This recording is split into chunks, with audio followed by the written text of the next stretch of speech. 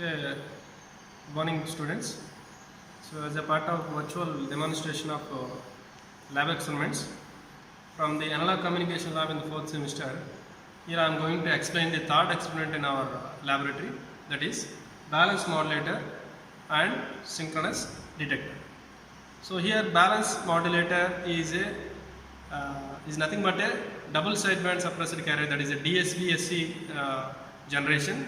So this can also be called as a DSB-SC generation because the generation of DSB-SC signal can be done based on a balance modulator. So that's why we have taken the balance modulator kit to generate DSB-SC waveform. So this kit, balance modulator kit, is used to generate DSB-SC modulated signal. So here DSB-SC is a double sideband suppressor carrier. It is one type of amplitude modulation. So in that output of DSB waveform, there is a carrier suppressor at the output. That is the difference between DSB and AM. But in AM output, amplitude modulated output, along with the two sidebands, the carrier signal is also present at this spectrum. So that carrier is going to be suppressed by using this balance modulator. So that finally we are going to observe only the time domain waveform at the output of balance modulator in the CRO.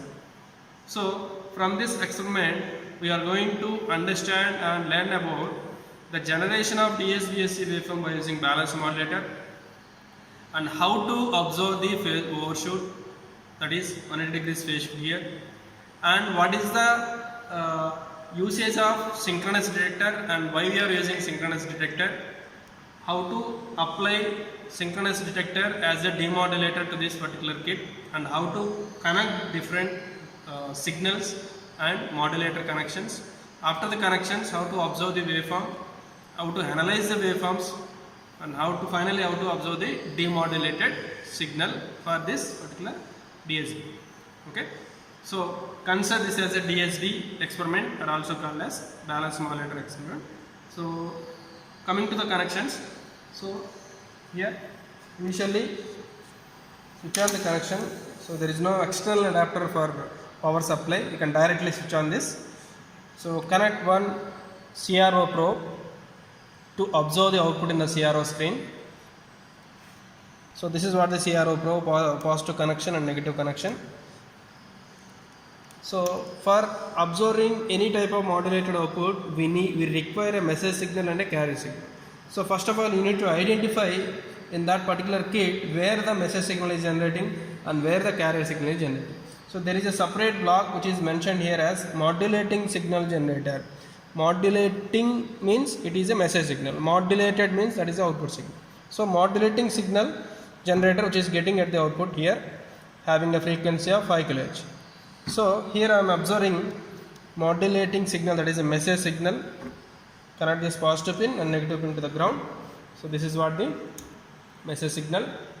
Of course you can adjust the amplitude of the message signal, but you cannot adjust the frequency of the message signal because the frequency is fixed, that is around 5 kHz.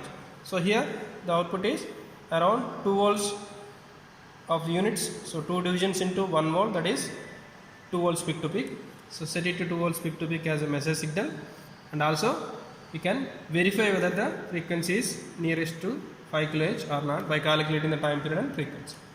Similarly, observe the carrier signal. So here there is a separate carrier signal generator of 100 kHz of frequency.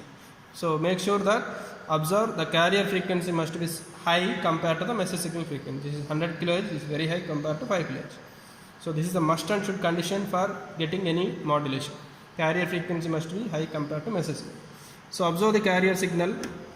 Since it is a high frequency, you observe initially the carrier signal as a dense waveform, so that you can expand this time per division so that you can clearly able to observe the sinusoidal waveform.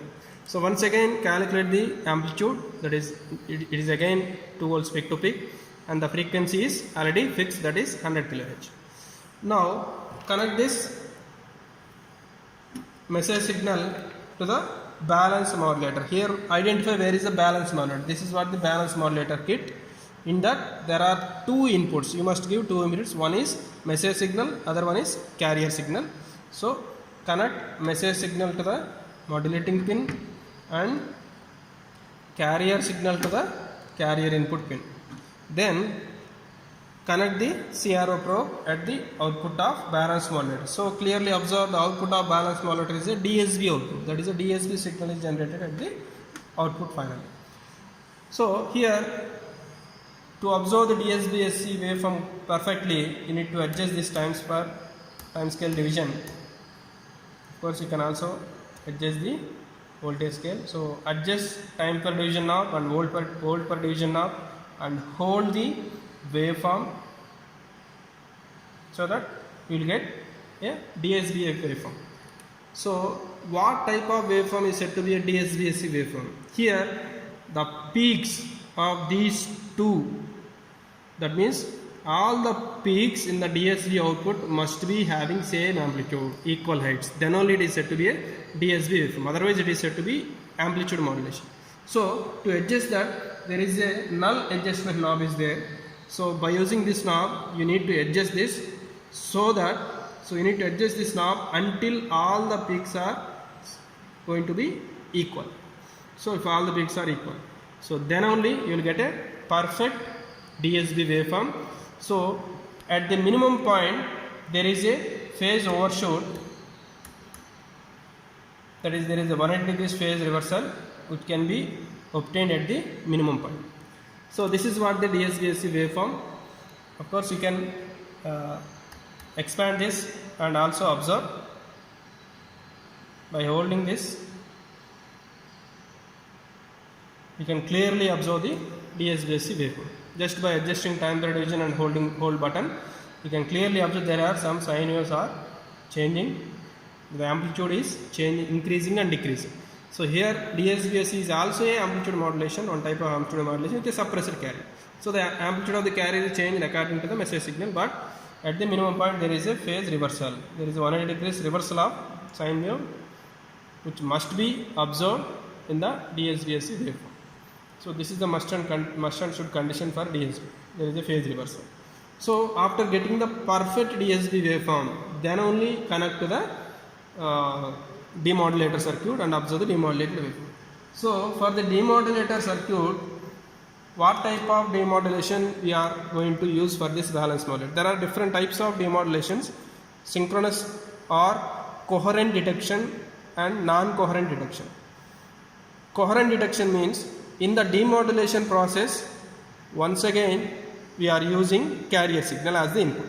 So if we use a same phase, same frequency carrier signal at the demodulation process, then that is said to be synchronous detector or coherent detection. So I am once again repeating, synchronous detector or a coherent detector is defined as the detector in which the same carrier frequency what we are used in the modulation process, that is again used in the demodulation process. So what is the carrier you are using? This is what the carrier used in the modulation. So the same carrier you must use in the demodulation also. That means the same input is connecting to the carrier and connect this DSB output to the demodulator input. So there are two inputs are there, one is DSB output and another one is the carrier signal. Then observe the final demodulation output. So that is a perfect demodulated output which is same as the message signal. So here once again observe what is the amplitude of demodulated signal and what is the frequency of the demodulated signal. So of course some amplitude can be reduced after the demodulation process, but the frequency of the demodulated signal must be same as the frequency of the message signal. So that you need to observe by comparing the message signal and the demodulated signal. So the frequency must be same, but the amplitude can vary. So this is what the perfect demodulated signal. So if there is any problem with this, you need to adjust this null adjustment knob until you are getting perfect DSB output. So this is what the process of generating. This is what the process of generating double sideband suppressor carrier. Since this is a CRO, you only observe time domain waveforms. So in the time domain waveform, the DSB-SC waveform what we are getting at the output of balanced modulator is observed in the CRO, and also the demodulation process by using coherent detection or synchronous detection is also observed. Okay, so thank you.